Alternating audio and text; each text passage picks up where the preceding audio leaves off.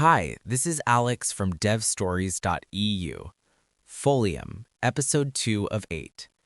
You build a beautiful interactive map of a national park, but the moment the user clicks and drags, they slide off the coast and get lost in an endless gray ocean.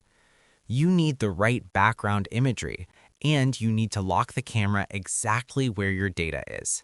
This is all about customizing the canvas. When you initialize a Folium map, it defaults to standard OpenStreetMap tiles.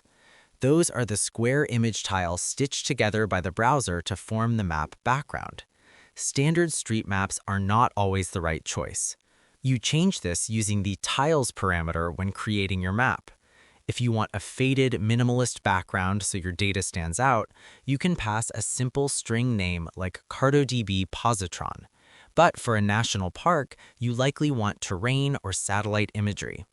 This is where Folium integrates with a package called xyzservices.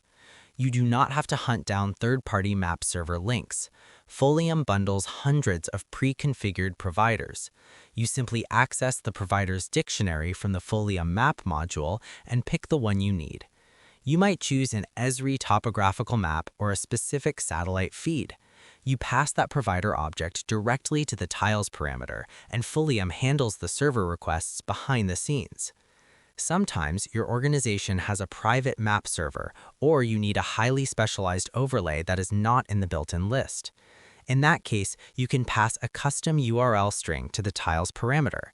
Map servers use a standardized URL structure containing placeholders for the zoom level, usually represented by Z, along with the X and Y coordinates of the map tile.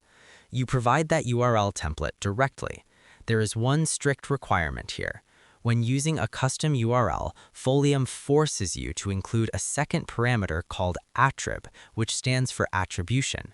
You must provide a string crediting the data source. Without the attribution parameter, Folium will refuse to render the custom tiles.